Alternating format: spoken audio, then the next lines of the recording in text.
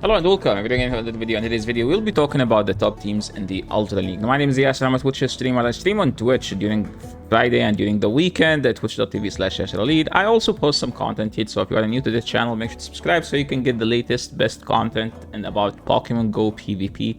And yeah, in today's video, we'll be talking about top teams in the Ultra League and the best Pokemons. And what is Ultra League? Let's start with Ultra League is 2500 CP. You can use XLs and legendaries, and we do have some insanely good Pokemons that has been in the meta since forever. So you could, if you are looking to invest in Ultra League, I recommend 1, 2, 3, 4, 5 Pokemons. Those Pokemons has been meta literally since forever. Poliwrath has been meta in Ultra League since day one of PvP. It fell off the meta a bit, and then we got the community day where Poliwrath was able to learn Counter and Scald, and Scald and Icy Wind aren't legacy, but they gave it later for to him, and Poliwrath has been just insanely good. Giratina has been meta since forever. Same for Reggie, same for Cress, and Feraligatr was meta in season 1 and 2, as it was the only Pokemon that could beat Giratina. Sorry, I think Giratina, but you used to run Ice Fang, but now you just run Shadow Claw because they buffed Feraligatr last season and they gave it Shadow Claw. The best Pokemons in the Ultra League meta, according to PvPoke, the best website about PvP, is number 1 Registeel, followed by Feraligatr and Tapu Fini. Tapu Fini was usually like in the top 10, but it wasn't as good.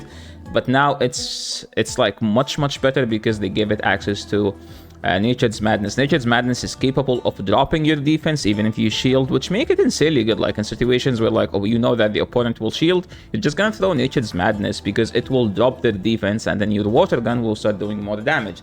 Giratina is just, I don't think I need to talk about this Pokemon. This Pokemon has been in the top 5 in the Ultra League since forever. There was a meta, I think, back in season 5 and 6, where it was Umbreon, Mandibuzz, Skuntank, Scrafty, Jellicent, all Pokemons that beat Giratina, and Giratina was still able to be meta. Poliwrath, and we can see that Zygarde is still here. My Zygarde is in Master League, so I don't think I will be able to use it. Pidgeot, it's actually worth the investment. Poliwrath, Registeel, Empoleon Shadow. Empoleon Shadow is much better than the non-Shadow. The problem is, everyone has Empoleon with Frustration. Nobody has a good Empoleon so far.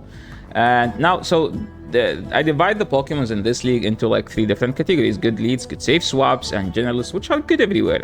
Usually, like, the good leads are Pokemons that have insane fast move pressure with good baiting move and good nuking move. And the biggest example about that, you could say Talonflame, you could say Annihilate, you could say Pidgeot. I mean, Pidgeot is a good lead because you have the chance to keep debuffing the opponent, so you shield once and then the debuffs will be able to handle the opponent and force them to shield bad moves. And the safe swaps are generally Pokemons that are able to do well even against their own counters. And the best example of a safe swap in the Ultra League meta is Greedent. Greedent has been the most obnoxious Pokemon in Ultra League since the debut day. This Pokemon is just insanely obnoxious. I call it the most obnoxious Pokemon, and I always try to not use it, but I ended up using it always because it's just so OP. Like, it's just so good of a Pokemon. Feraligatr is my favorite hard-hitting charge Pokemon right now because it's just, like, it's spammy and it does so much damage from the fast move, while Greedent only does pressure the charge move. But to be honest, Greedent's pressure the charge move, it pressured enough, even if it doesn't do fast move pressure. Like, imagine every 4 seconds there is a body slam hitting you. Jellicent has fallen off the meta because of Feraligatr and Greedent, and Tapu is kind of the better water now, so that's why it's in the closing in the generals, because Tapu can do well even against stuff like the Poison Darks, where it used to lose. Now, because you like throw the Nature's Madness, you debuff them a bit, and then your water gun start doing more damage. Cobalion fallen off the meta, but now it's kind of back. So we talked about those are like technically the best Pokemons you will see, but people don't use that. At high MMR, people will use like 7 to 10 Pokemons, and we call it the top performers. The top performers are like the top performing Pokemons. It's literally the same. So the top performing Pokemon in the Ultra League is actually Mandibuzz. Why? Because people are using Gira, Cress, Feraligatr, and stuff like what's the name of this Pokemon? Tentacle and Trevenant. So against those Pokemon, the only Pokemon that do well is Mandibuzz, followed by Feraligatr. Guzzlord isn't bad. Same goes for Annihilate. So those are like, if you want something to be very, very safe of a team, build a team from those 5 Pokemons. So we talked about the Pokemons, let's just talk about the top teams, and that's probably why you guys are here. Top performing teams first, and then we will move to meta teams. What's the difference? Well, top performing teams, those are like teams especially do well in high MMR. Top meta teams are like teams that do well around like the ace to expert elo. So like people who are looking for a safe team, a team that they can use forever. Yeah, that's the difference. The best team on paper, if you go to PvP, since Registeel is the best Pokemon, you click on Registeel and you try to build a team around it, it will recommend Feraligatr and Annihilate. But is it the best team? Well, I think the second one, which I call the top 3 PvP for once, is actually better. Why?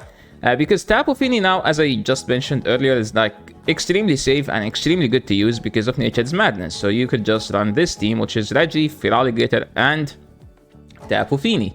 Tapu Fini will provide some stalling and then like pave the way for Feraligatr to farm something down and then just finish the game from there. But what if you don't have Registeel? If you don't have a Registeel, I would say that the closest Pokemon to Registeel is actually Guzzlord. Yes, you drop the Cresselia matchup, but if you have shields, you're honestly fine and you can always try to catch. This team, it's like top performing teams. I played against it multiple times, and the only reason I was able to win is literally because I know what they have in the backline, so I would just save it. Save like my counter. So I would know if I want to win the lead, I would try to win the lead to just have a better alignment. Or sometimes I just shield the only Pokemon I have that beat their team, which is, in this case, is Feraligatr, so I keep my Feraligatr safe in the back. This is a very, very strong team, and it's kind of a tap-tap team. You just tap your way for the win. A bulkier version of this team would be Giratina, Mandibuzz, Cobalion. Cobalion isn't as safe, isn't as good as it used to be, but honestly, it's still good. But in order to use it well, you have to bait out the fighter with Mandibuzz. If you don't bait out the fighter with Mandibuzz, you will have some rough time trying to beat the fighter with Cobalion. So these are like the top performing team. Now let's talk about solid teams, solid basic meta teams. And those I always recommend them for better... recommend them more for people who are struggling in around like 2500 to 2700 late in the season. And the best team, it's kind of similar to the first one, but there is no Tapu, there is a Scourge. Why there is a Scourge? Well, Scourge, like, just... it's a good RPS Pokemon, so if you kind of like get a good alignment, Scourge will just be insanely good. Registeel or Guzzlord, they kind of do similar job. Registeel is kind of better, but Guzzlord has a better fast move pressure. I prefer Guzzlord nowadays. I used to play Registeel way more, but now I don't like Registeel because it just doesn't have pressure. Like sometimes I'm forced to throw a Zap Cannon on a 5% HP Pokemon. But yes, are you going to use this team? No, I'm always going to use my faithful Dragonite Pokemon. I always use Dragonite with double water or a water and a poison, or with Registeel. So this season I used Tapu Fini with Dragonite, and this was two weeks ago. I recommend watching this video. Okay, I know not everyone likes Ultra League, but if you want to watch what happened. Basically, when I was using Dragonite, Tapu Fini, Feraligatr, I played 10 battles. I lost lead in 7 or 8 of them. I won 9 games. I didn't lose a single game where I lost lead. So why? That's because this team is just insanely good. If opponent doesn't shield one of the moves that they were supposed to shield, how do they know they are supposed to? Well, they don't know the backline, right? So if you throw a Dragon Claw, if you catch an Icy Wind from a Poliwrath on one of the waters, you're going to win the game. That's like how insanely OP this team is. That's because of like, it's kind of like a high pressure team. You have good, insane fast move pressure. You have good charge move pressure. So sometimes if they don't shield like a Dragon Claw, which is a bad move, technically people aren't supposed to shield it, you're just gonna snowball from there. If you are into bulky teams, I have like a bunch of bulky teams that I do recommend to use. And one of those ones, if you like Clefable, if you hate a Dragonite and you need like something that destroys a Dragonite, I recommend Clefable. Followed by Tentacruel. Tentacruel makes a good cover for Clefable because Clefable loses the fire, Tentacruel destroys the fire, and that's an example, right? I recommend Clefable with Tentacle and Poliwrath or Tapu Fini. They kind of do the similar job, but the team kind of struggle into Cress, and there is lots of Cress and low MMR, so you could just use Cress here, to be honest, as well. So if you hate Cress, this team kind of makes sense into like those people who are running Cress, Registeel, or even some Mandibus shenanigans. So you use you'd safe swap is basically Giratina. Usually, like with Talonflame, if you win the lead, you're probably gonna win the game. If they swap in something you don't want to see, like if they swap in Giratina, you just Brave Bird and dip, or Fly then dip to Giratina. So that's like how this team basically worked. There was a team back in Season 6 made by YTX, Pikachu, Giratina, Muk, Empoleon. The team kind of makes sense now because of the buff to the Empoleon with the Shadow. If you don't have Empoleon, you could just honestly do Poliwrath. Another Guzzlord team, Guzzlord with Tapu and Scourge. The team is also a good fast move pressure team. That is this team has there's like a fun shenanigans about this team. I call it the Matbeat 787 on my channel. I think the team originally was created by Jamie Fenn. He is a phenomenal content creator who does lots of content around Shadow Pokemons, and currently he is running it with Annihilate, Double Poison, Dark. So I totally recommend checking out his video. I think he made a video also 2 weeks ago during Ultra League about Annihilate, Double Poison, Dark. It's totally worth watching because the team is kind of like non-legendary stuff that people could use.